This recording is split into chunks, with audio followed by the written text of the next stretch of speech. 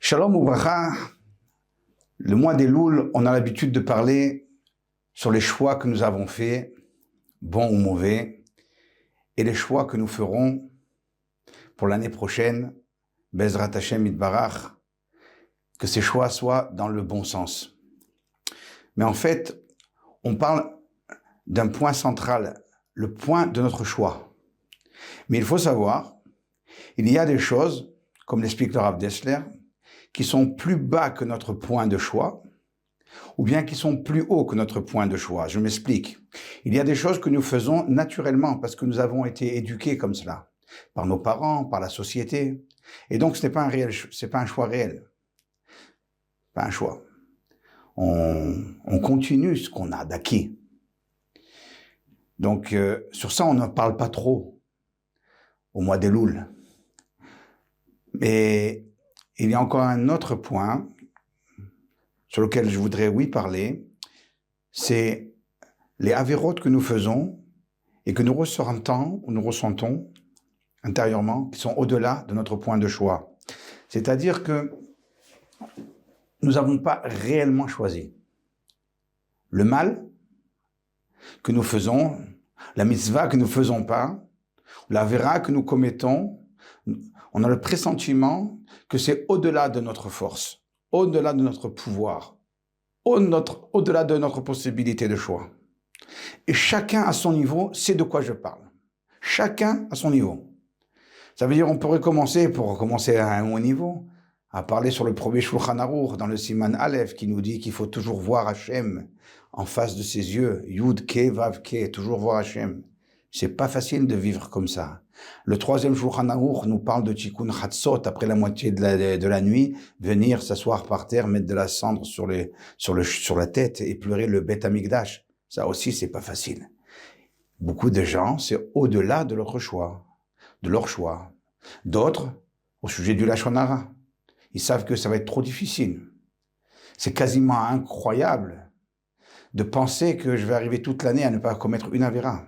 Malheureusement, c'est comme ça qu'on vit, c'est comme ça qu'on le ressent. Alors quelle approche on doit avoir pendant le mois de Elul, le mois de Rosh Hashanah et Yom Kippour, envers ces avérotes-là que nous faisons, entre guillemets, je dirais malgré nous, ou bien les mitzvot que nous accomplissons pas malgré nous.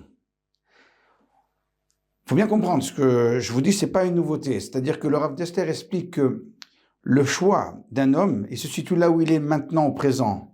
Car ce qu'il a déjà réussi à choisir et à avancer, c'est déjà un terrain conquis. Et la bataille, elle ne se joue pas sur le terrain qu'il va devoir attaquer, attraper et venir et prendre pour lui, non.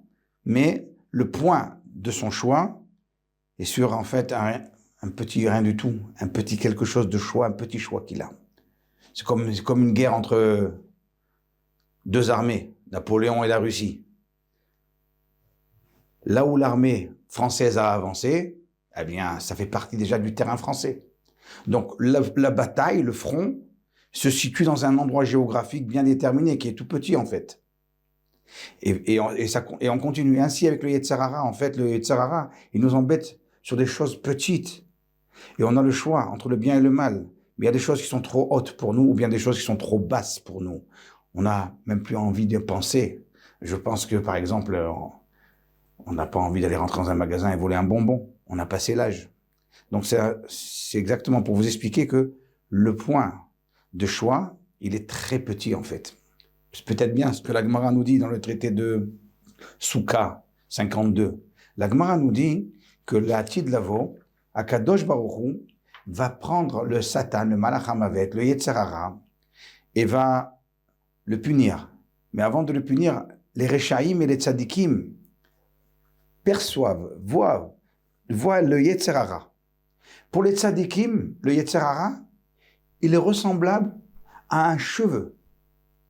Et, excusez-moi, pour les Tzadikim, il est ressemblable à une montagne. Et pour les Rechaïm, il est semblable à un cheveu. Les Tzadikim pleurent et se disent comment on a fait pour toute une vie pour combattre une montagne comme cela. Et les Rechaïm pleurent aussi, mais pour une autre raison. Ils se disent comment on a fait pour pas surmonter un petit Yetzer Hara qui est en fin de compte qu'un petit cheveu de rien. L'explication est la suivante. C'est que le tzaddik, le choix qu'il a aujourd'hui, c'est un cheveu. C'est un petit effort de rien. Mais cet effort-là, s'il le fait journalièrement, c'est ça ce qui est important et intéressant, c'est de venir et garder le rythme. Il y a le mythe, le rite et le rythme. Eh bien, il garde le rythme, le tzaddik. Tous les jours, journalièrement, il combat un cheveu d'Yetzer Hara. Après 120 ans, il se trouve avec une montagne de cheveux de Yetzer Hara qu'il a combattu. Alors que le rachat, celui qui ne fait pas d'effort, eh bien, il voit qu'il a loupé quelque chose parce qu'en fin de compte, c'était très facile. On ne t'a pas demandé de faire des choses qui sont outre tes possibilités. On te demande de faire aujourd'hui ce qui est dans tes capacités. Donc, mais quel rapport on doit avoir à Rosh Hashanah, à Yom Kippour, à Seret Yom Teshuvah, le mois de Elul, avec les avérotes qui sont au-delà de nos possibilités. Alors, il faut bien comprendre qu'il y a la tfila qui prend beaucoup de place, je parle de manière positive, le Rosh Hashanah, à Seret Yom Teshuvah et Yom Kippour. Yom Kippour, la journée quasiment la entière, elle passe avec de la prière. Il y a 5 prières à Yom Kippour. Le Sha'ar Kavanot nous écrit que ces 5 prières ont été données parallèles aux 5 interdits qui concernent Yom Kippour. Oui, interdit de boire, de manger, interdit de se oindre, interdit de mettre des chaussures en cuir et interdire d'avoir un rapport conjugal. Tous ces 5 interdits, ils sont au parallèle des 5 tfilotes. Donc la tfila, elle est importante. Mais non seulement elle est importante, elle a un grand poids. Nos sages nous disent dans le traité de Rosh Hashanah 18a, sur le verset dans Yesharia, Dirshu Hashem beimatzeo, kera'uhu biyoto karov. Réclamez Hashem lorsqu'il est encore là. Demandez-lui, puisqu'il est proche. Nos sages nous expliquent que ce verset traite des Aseret Yom Teshuvah, les 10 jours de pénitence entre Rosh Hashanah et Yom Kippour, dans lesquels Akadosh Baruch Hu est proche de nous. Karov Hashem, le Chol Korav, le Chol Asher Yikra'uhu Behemet, il est encore plus proche pendant Aseret Yom Teshuvah. Toute prière est écoutée, peut-être même exaucée. Et nos sages nous disent encore sur le verset dans Teilim, Pana el Tfilat Ar. Akadosh Baruch Hu écoute la prière de celui qui est Ar, ça veut dire déstabilisé, instable, mal. Velo baza et tfilatam. Et Akadosh Baruch Hu ne méprise pas leur tfila de ces gens-là qui sont instables. Nos sages nous disent de quoi le pasouk nous parle ici. Pasouk dans Teilim, chapitre 102, verset 18. Ça nous parle lorsqu'il n'y a plus de Kohen, lorsqu'il n'y a plus de Beth Amikdash, lorsqu'il n'y a plus de Navi, alors Akadosh Baruch Hu nous affirme, à travers ce verset, qu'il écoute notre tfila et il nous pardonne entre Yom Kippour et Rosh Hashanah. Lo baza otamehem. Akadosh Baruch Hu, il ne méprise pas leur tfila. Lo, c'est pas seulement cela, mais on continue, le verset suivant, verset 19. Tikatev lot le dor acharon, que ce soit écrit à tout jamais jusqu'à la dernière génération, ve'am nivra ya'alelia. Le peuple qui va être créé, il va donner louange à Dieu. C'est qui le peuple qui va être créé? Nos sages nous demandent comme question. Réponse, c'est le Am Israël, qui normalement aurait dû être détruit chas v'shalom par ses avérotes. Mais comme il fait des tfilotes, pendant Aseret Yom Teshuvah, depuis Rosh Hashanah jusqu'à Yom Kippour, lo baza et tfilatam, ve'am nivra, et ce peuple-là a de nouveau été créé du néant. Et là, ils vont pouvoir donner louange à Dieu. Donc la prière, elle a une possibilité de me renouveler, de me redonner une vie que normalement, elle n'aurait pas dû être, grâce à la prière. Donc c'est pas n'importe quoi la prière de Aseret Yom Teshuvah. Mais en soi, c'est très intéressant. Mais ce qu'il y a de plus interpellant, c'est de voir que la notion de Teshuvah, le repentir, Ana Hashem, on se repentit même jusqu'à ce qu'on exprime ça verbalement, Hachamnu, Bagadnu, nous avons fauté, nous sommes rebellés contre toi, etc. Et nous énumérons toutes nos fautes. Ça même, c'est intégré dans la prière. Ça, c'est intéressant. Pourquoi intégrer la tchouva dans la prière? On aurait dû la mettre extérieure à la prière. Il y a la prière et il y a la tchouva. Non, on la met dans la prière. Selon le Gaon, je précise, les Sfaradim n'ont pas l'habitude comme cela, mais en tous les cas, beaucoup ont l'habitude de faire comme le Gaon de Vilna, de dire les Tachanoun avant le Liou, le Ratson, Imrefi. C'est-à-dire de dire les tachanounim avant même que la prière soit complètement terminée. Les Sfaradim disent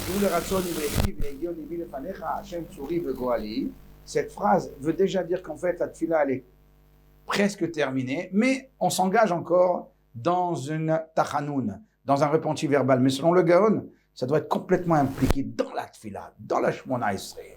Et ça, c'est incroyable. Alors, je veux bien comprendre, qu'on me dise ce qui est marqué dans les Rishonim, compris pour que notre tchouva soit acceptée, soit agréée, tout à fait. Mais ce que je peux observer dans la tfila, on va donner quelques exemples, c'est qu'on ne demande pas à Kadosh Baruch Hu seulement d'agréer notre teshuvah. On lui demande de nous pardonner et de nous aider à faire tchouva. Et ça, c'est incroyable. Parce que dans la tchouva, c'est quelque chose de personnel. Ou tu l'as fait la tchouva, ou tu l'as pas faite. Il y a 4 conditions pour faire une teshuvah. Je citerai celle qui m'intéresse pour aujourd'hui, d'accepter, de prendre sur soi pour le futur. Comme le Rambam nous l'écrit dans Yichot Tchouva, Perek Aleph. Alacha Aleph et Perek Bet. Alacha Bet nous écrit le Rambam. Shel Yaïd Alav Yodea Ta'alumot. Jusqu'à ce qu'il arrive à une telle décision que même Akadosh Baruch Hu peut témoigner sur lui qu'il ne va plus recommencer cette faute. Donc ça s'appelle Kabbalah Le'atid. Recevoir Azivat Achet, abandonner complètement la faute et recevoir pour le futur notre décision de ne plus retomber dans la faute. Et ça, ce point-là qui est personnel, où tu l'as fait, ou tu l'as pas fait, ou tu l'as décidé, ou tu l'as pas décidé, eh bien, on demande à Hachem de nous aider. Regardez, la tfila.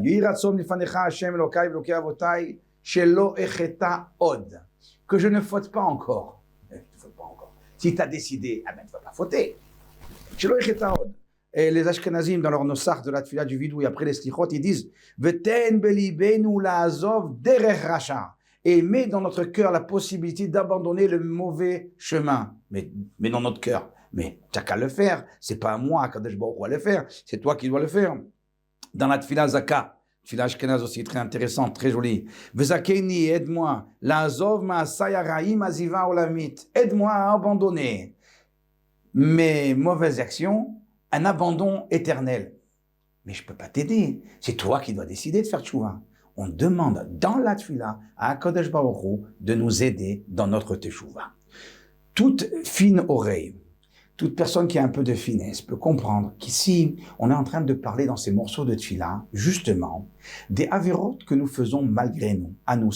Nous sommes pris en cas de force majeure.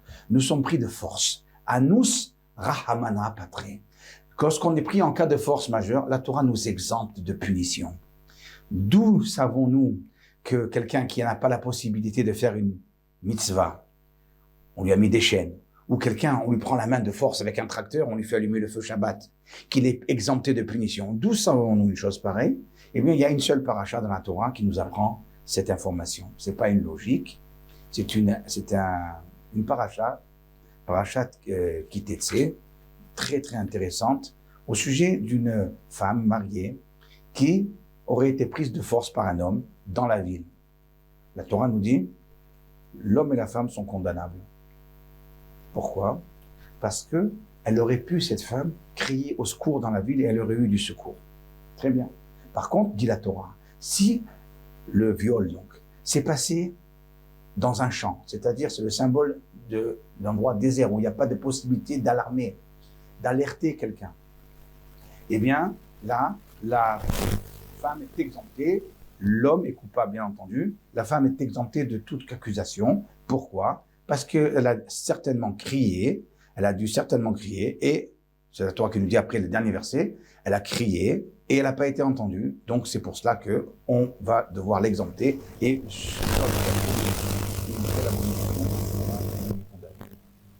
voilà, ça c'est la Torah. Donc on voit dans la Torah que quelqu'un qui a été pris de force dans une avéra et qu'il n'a pas pu alerter quelqu'un, il ne peut pas faire autrement, eh bien, cette personne-là est exemptée de punition. Si je vous pose la question, je vous dis, est-ce qu'une femme qui a été prise de force par un autre homme, est-ce qu'elle est permise à son mari ou pas? Alors, vous devez me répondre que la halakha, elle est qu'elle est permise. Bien que c'est une discussion entre Avoua de Shmuel et Rabba d'un autre côté, dans le traité de Ketuvot 51, mais la halakha, elle est comme Rabba. Une femme qui a été prise de force, comme c'est pas volontaire, elle est encore permise à son mari. Et chose étonnante, c'est dans le Targum Yonatan ben Uziel. Alors vous savez, vous connaissez, il est enterré à Mouka. On va souvent prier sur son kéver. Et c'est aussi intéressant d'étudier donc ce qu'il a écrit. Yonatan ben Uziel nous écrit, non, cette femme-là, elle doit divorcer de son mari. Et là, c'est incroyable, parce que là, la femme qu'est-ce que le Targum Yonatan nous donne ici? Il donne halakha dans le verset qui est très bizarre. Forcément, on est obligé de comprendre qu'il y a deux sortes de anus, deux sortes de cas de force majeure. Il y a une force majeure complètement totale. La personne est complètement impuissante. Elle ne peut rien faire contre son agresseur. Et bien là, bien entendu, c'est l'exception qui doit être. Une autre sorte de anus où on peut appeler des secours. Et là, comme elle peut appeler des secours, bien qu'elle est prise dans le cas de force majeure, puisqu'elle n'a pas appelé de secours, certainement que c'est de cela que parle le rabbin Yonatan ben Uziel, et nous dit que là, elle devra se séparer de son mari, même qu'elle n'est pas coupable. Mais elle devra se séparer de son mari parce qu'elle aurait dû quand même appeler des secours. Et je vais m'expliquer pourquoi c'est comme cela. Tout simplement parce qu'il y a une question de base dans ce verset, une question très très forte, très très forte. La question elle a été posée par le Natsif de Vologine, dans le Emek Davar, par le Meshech Chochma et par le Chazon Ish. La question est de savoir, nous savons très bien, de règle d'or, c'est une Tosefta dans Sanhedrin, chapitre 11, c'est la Gemara aussi dans Sanhedrin 8b, etc. On ne peut pas punir quelqu'un, sanctionner quelqu'un si ce n'est qu'il a été averti par deux témoins. Donc dans toute accusation, toute punition, toute condamnation, on a besoin de deux témoins qui témoignent, qui avertissent la personne de sa gravité de l'acte. Et la personne dit, elle le dit, Afal piken aneose. Je fais la chose malgré que vous m'avez averti que c'est interdit. Donc, nous dit le Chazon Ish, par exemple. On va prendre son livre, Rochel Mishpat, Ikutim, Siman Kavbet, sur le Daf Lamed Bet. Dans la ville, si la femme elle est condamnée, c'est forcément qu'il y a deux témoins qui l'ont averti que ce qu'elle fait c'est grave et qu'elle a été condamnée. Et donc, dans le champ, lorsqu'elle n'est pas condamnable, c'est forcément qu'on l'a averti. Et si on l'a averti et qu'elle a dit que je fais quand même la Avera, donc, elle ne devrait pas être exemptée. Alors de quoi on parle? Alors on ne l'a pas averti. Si on n'a pas averti que c'est une Avera dans le champ, quand elle fait qu'elle ne peut pas appeler au secours, on dit, madame, c'est grave ce que vous faites. On ne l'a pas averti, on ne lui a pas dit ça. Donc il n'y a pas de témoin, donc on ne pourra pas de toutes les façons la condamner, même si ce n'était pas dans le champ. De quoi le verset parle? On a averti la personne quand elle fait la Avera et donc elle est condamnable. Dans la ville, elle est condamnable, dans le champ, elle n'est pas condamnable. Ça, c'est pas possible, parce que si on l'avertit, donc elle était volontaire, ou on l'a pas averti, donc elle est jamais condamnable. Voilà la question qui se pose sur ce verset-là de la paracha de Kitetse. Certains disent, et retenez bien cela, il y a un Rabbi Akiva Eiger, le Natsiv aussi, on a l'impression qu'il veut dire cela, qu'on parle d'un cas, où c'est qu'on a dit à la dame, voilà, madame, vous pouvez appeler au secours. Et elle dit non, j'ai pas envie d'appeler au secours. Vous savez pourquoi? J'ai honte, j'ai peur d'être frappé, j'ai peur d'être tué, je préfère même pas appeler au secours. Mais madame, vous êtes pris en cas de force majeure, mais vous avez une possibilité d'alarmer les gens, d'alerter les gens. Faites-le. Non, je le fais pas. Eh bien, dans ce cas-là, elle sera condamnée. Pourquoi? Parce qu'elle a fauté dans le sens où elle n'a pas appelé au secours. Voilà. Et dans le champ, on lui a averti la même chose, mais dans le champ, elle avait raison, elle avait gain de cause, elle a appelé au secours, ça ne servait à rien, ou même si elle avait appelé au secours, eh bien, ça ne servait à rien parce que personne ne va aller venir à son secours. Voilà comment certains veulent expliquer les versets. Le Chazon Ish nous écrit clairement, c'est impossible pour moi de dire une chose pareille. Pourquoi? Parce que sauf en fin de compte, la personne, elle a commis une avéra, un acte d'adultère, malgré elle. Son péché, il n'est pas là. Son péché, il est dans le fait qu'elle n'a pas appelé au secours. Sur ça, on ne peut pas condamner quelqu'un de manière aussi grave que si elle avait commis un acte d'adultère volontaire. Donc, elle n'est pas condamnable. Donc, le Chazon Ish n'accepte pas. La question pour le Chazon Ish, elle va rester dans les versets aussi forte qu'elle était au début qu'à la fin. On va la garder, on va rester en question. C'est pas clair de quoi les versets parlent exactement.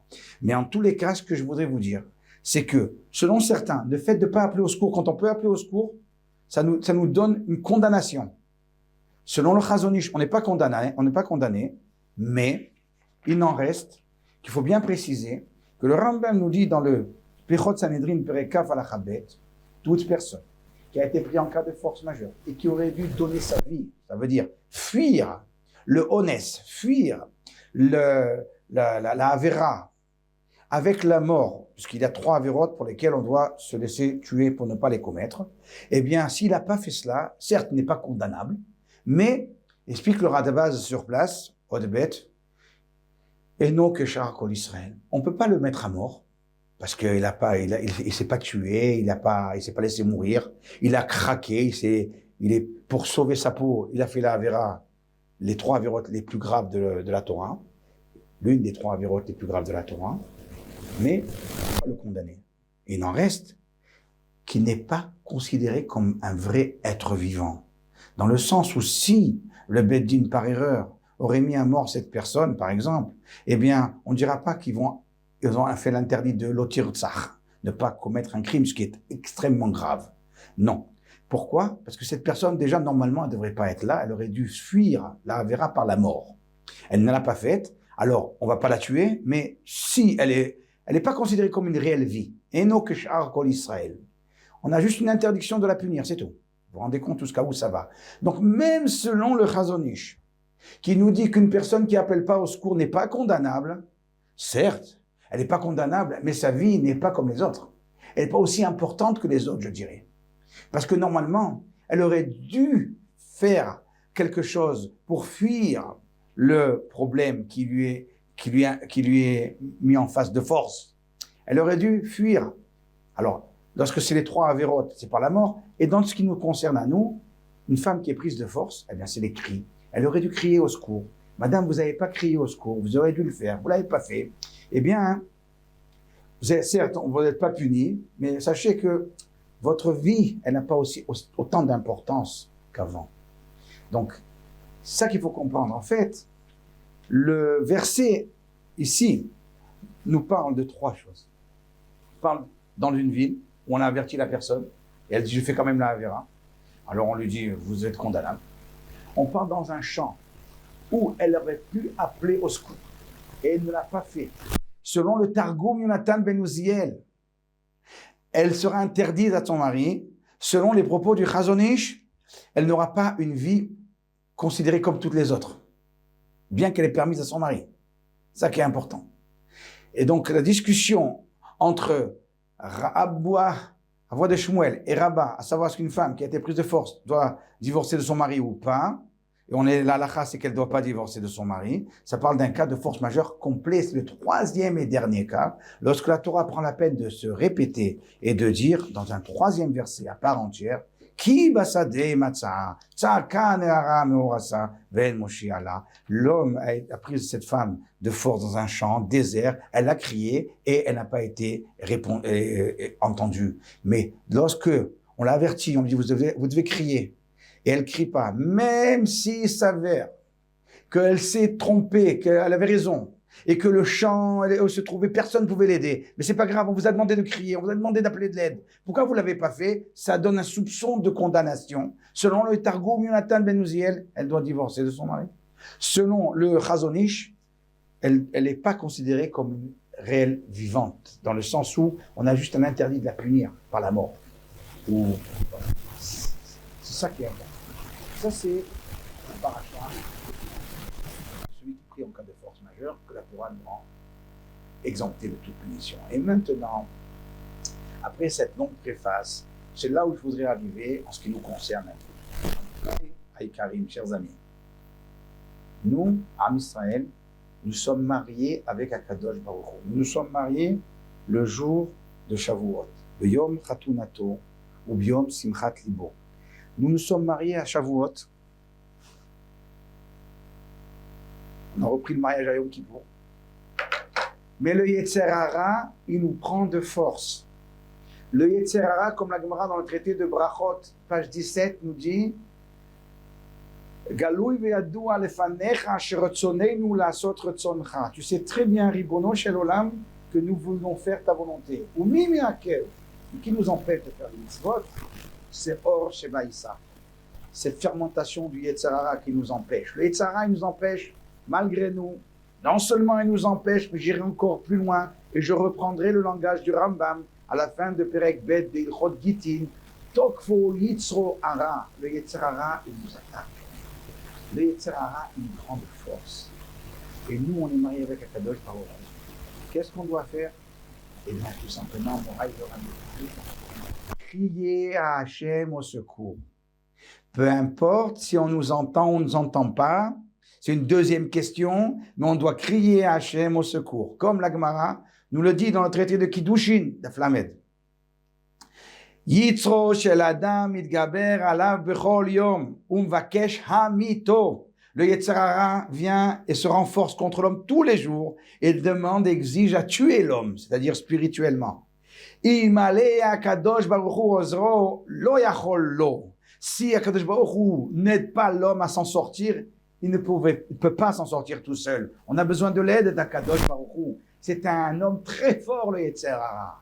Et il nous prend de force, il nous empêche de faire la mitzvot, il nous prend, et nous on est mariés avec Akadosh Baruch Hu. Qu'est-ce qu'on doit faire? On a deux versets que j'ai cités tout à l'heure, comme deux témoins qui nous témoignent et qui nous disent Dirshu Hashem beimatzo, kerauhu biyoto karov. Interpellez Hachem quand il est encore là. Demandez-lui des choses lorsqu'il est proche de vous. Premier verset. Deuxième verset. Verset dans Teilim 102. Lo pana el tfilat harar. Il écoute les tfilotes de celui qui est déséquilibré, de celui qui est dans le mauvais chemin. Velo baza et tfilatam. Akadosh Baruch Hu ne méprise pas nos tfilotes. Non seulement ça. Ve'am nivra ya lelia. Et le peuple qui va être créé par la tchouva pourra dire les louanges à Dieu. Donc on doit crier à Hachem au secours. Au secours, Akadosh Baruch Hu, aide-moi contre ce Yetzer Hara qui est plus fort que moi. C'est ça ce qu'on fait dans la tfila et qu'on imbrique, on implante dans la tfila les tachanunim, le vidou, le repentir verbal, en disant, on reçoit sur nous de ne plus fauter, mais aide-nous Hachem, shelo echetaod, que je ne faute pas encore. Zakeni, et aide-moi, la Azov Masai Araim, à abandonner mes mauvaises actions. Donc c'est exactement le cri. Et si on ne crie pas sur les Averot, je vous parle, qui sont plus fortes que nous, c'est trop dur, on sait que c'est trop dur, c'est utopique de croire qu'on va y arriver, je sais, mais pendant les jours de la Seret Yom Teshuvah, si je suis réellement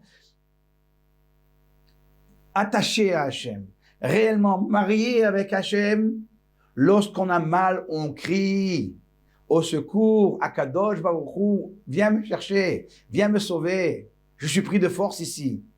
Qu'on soit exaucé ou pas, c'est déjà une deuxième question, mais au moins on a gagné quelque chose. Parce que si on ne crie pas, hein, notre vie, elle est beaucoup moins importante. Et quand on va demander la vie à Akadosh Baruch Hu, à Rosh Hashanah, hein, il y a beaucoup moins d'importance. Tu n'es juste pas condamnable.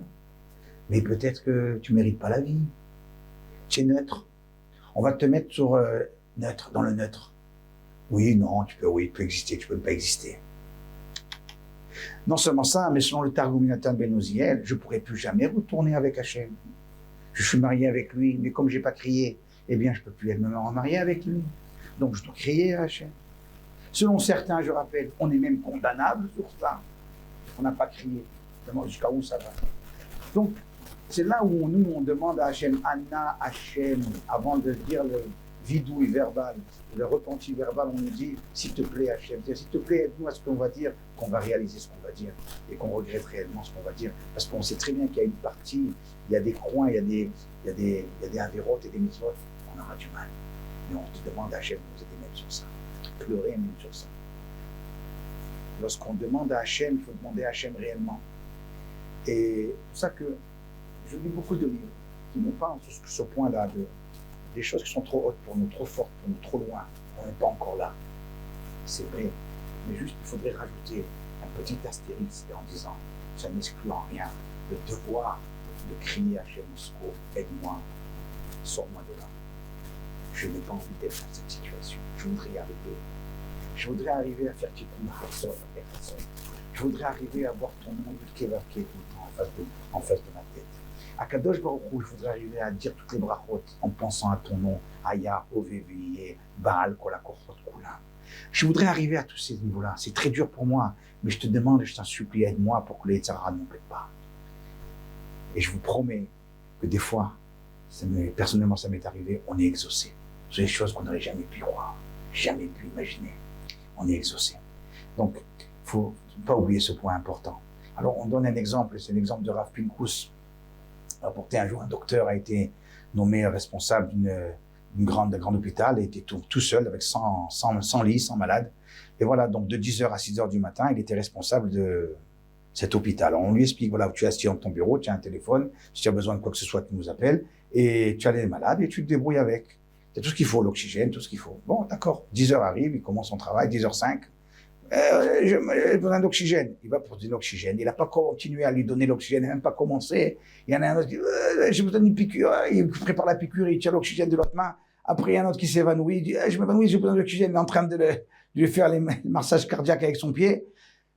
Quand il y a un quatrième qui commence à tomber du lit, l'autre il a soif, il a faim, l'autre il balagan. À la fin de la journée, de la soirée, à 6h du matin, hein, résultat, il y a eu 15 morts dans cet hôpital, 15 blessés, irréversibles, et le reste, ils s'en sont sortis plus ou moins. Bon, on emmène ce docteur, procès juridique, on va au tribunal, le docteur il dit, j'ai pas besoin, même pas un avocat, aucun problème moi. Il va chez le juge, on écoute, il écoute des accusations, les plaintes. Monsieur docteur, levez-vous, vous êtes coupable de non-assistance en personne en danger envers 15 personnes qui sont mortes, et etc., etc. Et vous avez causé du tort à 15 autres personnes qui sont malades, encore plus grave. Le docteur se lève et commence à crier, mais comment vous dites ça? Je vous jure que j'ai fait le maximum, vous pouvez même vérifier sur les caméras de surveillance. J'ai fait tout ce que je pouvais, je me suis défoulé toute cette nuit, j'ai passé une nuit blanche pour faire que les gens vivent. Comment vous dites que moi, j'ai pas assisté les personnes en danger? Le juge lui regarde et lui fait un petit sourire, un petit peu moqueur et triste d'ailleurs. Il lui dit, mais monsieur, on vous a averti. On vous a dit, si vous avez besoin de quoi que ce soit, vous avez un téléphone. Il y avait un téléphone sur le bureau. Il fallait appeler. Dès que vous avez deux interventions ou trois, que vous êtes submergé, vous êtes débordé, appelez, on vient. On vous a dit ça. Pourquoi vous n'avez pas appelé? Dit le Rav Pinkus, les Hatid Lavo, à Kadosh Baruch Hu, ou le jour de Rosh Hashanah, il va nous dire, ok, d'accord, il y a un problème, mais pourquoi tu m'as pas appelé? Pourquoi tu m'as pas appelé? Dire Shu Hashem bi'imatzo, que Raou bioto karov. Je suis là, appelle-moi, et je viens t'aider. L'aide d'Akadosh Baruch Hu à la tchouva, c'est intrinsèque à la tchouva.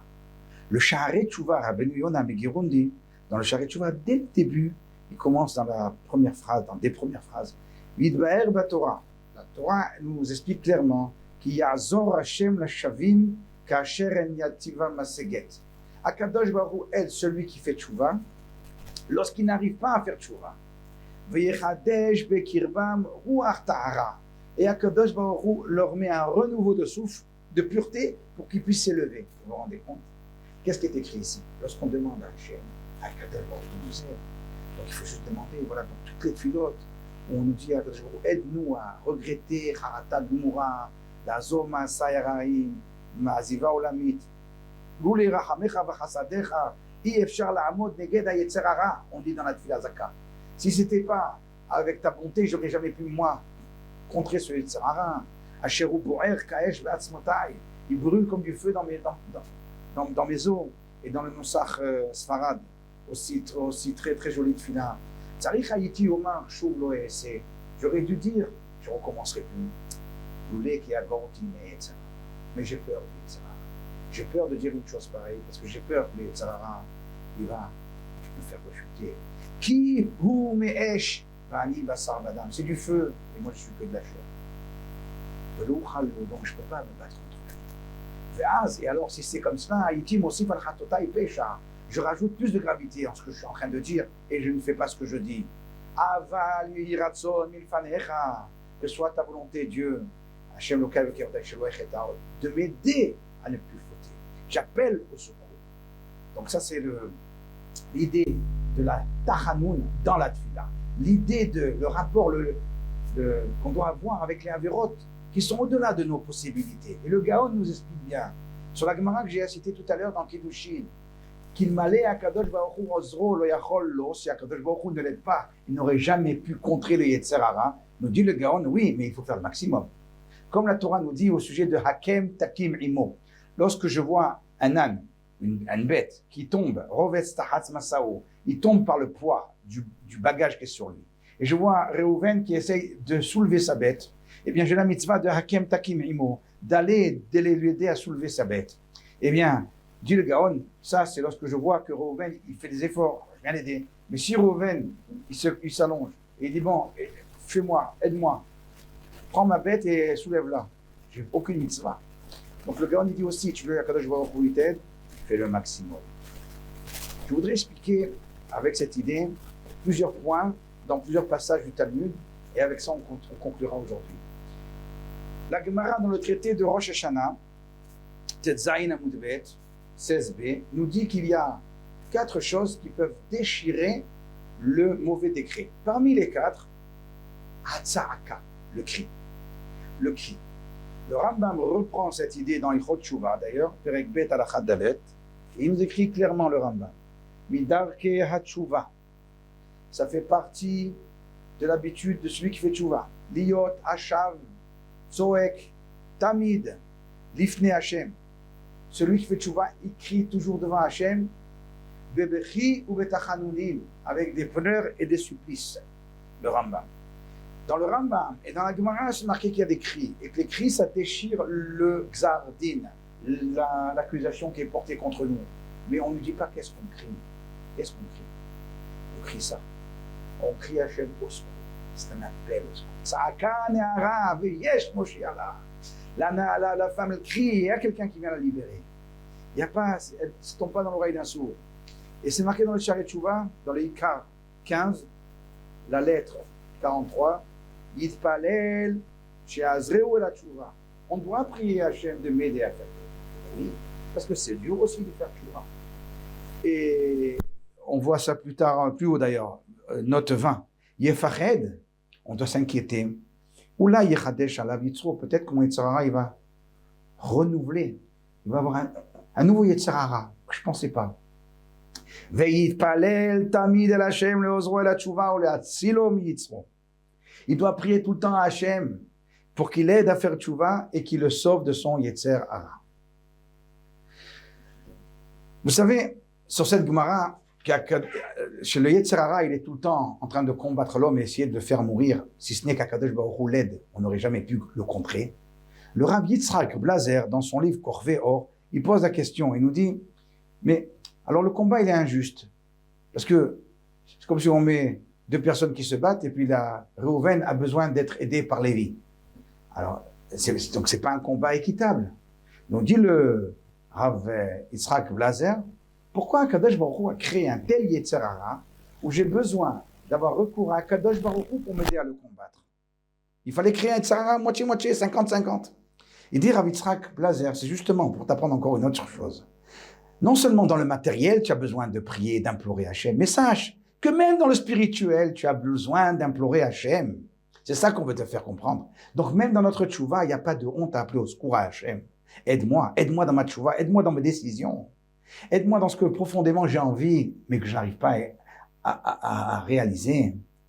Et c'est pour ça qu'on dit aussi que Barati Yetzirara, Barati lo Torah Tavlin. J'ai créé le Yetzirara, mais contre le Yetzirara, l'antidote du Yetzirara, c'est la Torah. Gemara Baba Batra 16a. Alors, comment on peut avoir de la Torah pour contrer ce Yetzirara?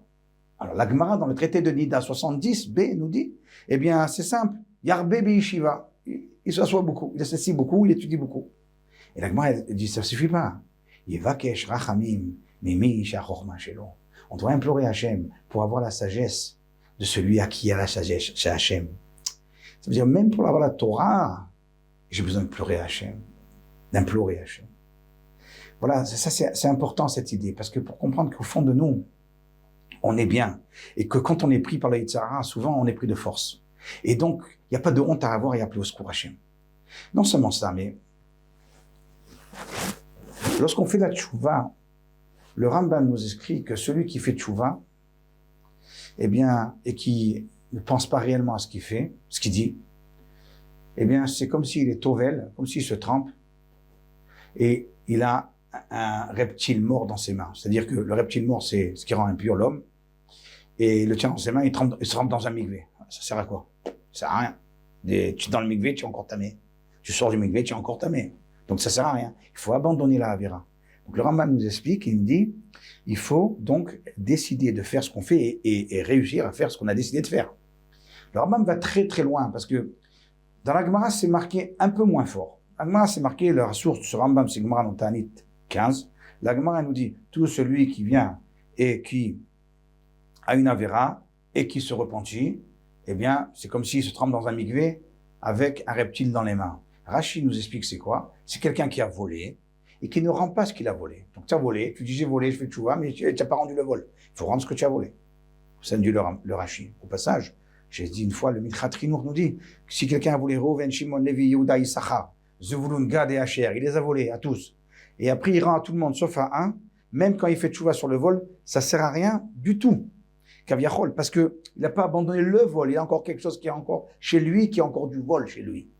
Donc c'est incroyable de voir un petit peu comment Rashi comprend la Gemara. C'est beaucoup plus facile selon Rashi. J'ai volé, je fais tchouva, je rends ce que j'ai volé. Mais selon le Rambam, c'est très dur. De faire ce que j'ai accepté de faire, on sera tous d'accord qu'à Rosh Hashanah, Yom Kippour, on a décidé beaucoup de choses et qu'on est arrivé à faire peut-être, allez, on va être gentil, 80, 90%.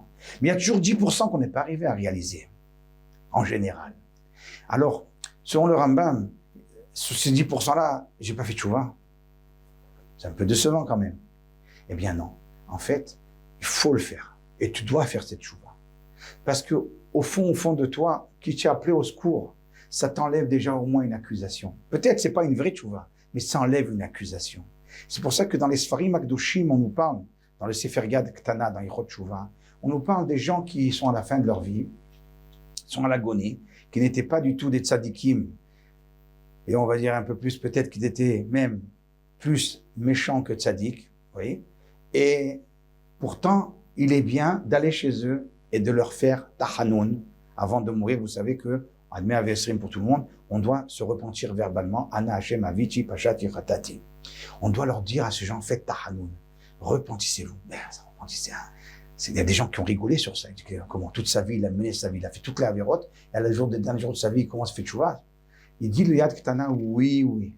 Parce que, au fond de l'homme, même le plus lointain soit-il, c'est ce qu'on appelle le Nitzos de Gdusha, il y a toujours quelque chose de bien, de positif. Il sent qu'il est marié avec Hachem, mais il sent qu'il est pris de force par son Yetzirah. Et donc, il dit le Yad Ktana, ça vaut quand même quelque chose. Ça enlève des accusations. Voilà pourquoi, à Aseret Yom Teshuvah, on attrape tout ce qui bouge dans les Khumrot. On fait attention à ne pas manger du pain de goy, alors que certainement dans certains cas c'est permis. On essaie de faire des Khumrot, de quelque chose, d'être bien dans quelque chose. Pourquoi? Parce qu'on veut montrer notre réel intérieur. Comme il explique le Rav Chaim Ebris, quand quelqu'un il se noie, eh bien il attrape tout ce qui bouge, tout ce qui peut le sauver, même si c'est lointain et c'est pas... Il voit une allumette qui flotte, il l'attrape. Eh bien oui, il l'attrapera parce qu'il veut vivre. Quand quelqu'un il veut être dans la Torah Kedusha, il veut être avec Hachem, il attrape toutes les possibilités. La possibilité que nous avons, c'est celle de crier à Hachem. Dirshu Hachem beimatso kiraou biotokarov. Donc voilà. Donc Bezrat Hachem, c'est ce qu'on doit faire à Rosh Hashanah, à Seret Yom Teshuvah et Yom Kippour. Demander à Hachem de nous aider, même pour les Averot, qui nous semblent trop hautes, trop élevées pour nous. On doit prier Hachem même pour nous aider à faire les mitzvot, même si ces mitzvot-là nous semblent trop hautes pour nous. Aide-nous, parce qu'on sait que c'est là qu'on doit y arriver. On aurait bien voulu y arriver. Aide-nous. Sors-nous de là. Voilà. Yuhiratson, Bezrat Hachem, qu'on y arrive et qu'on ait une tchouva qui est mitkabelet et qu'on retourne et se marie avec Hachem et que le Beth Amikdash soit construit bimera v'yamen ou amen. Kol tuv, shana tova à tout le monde.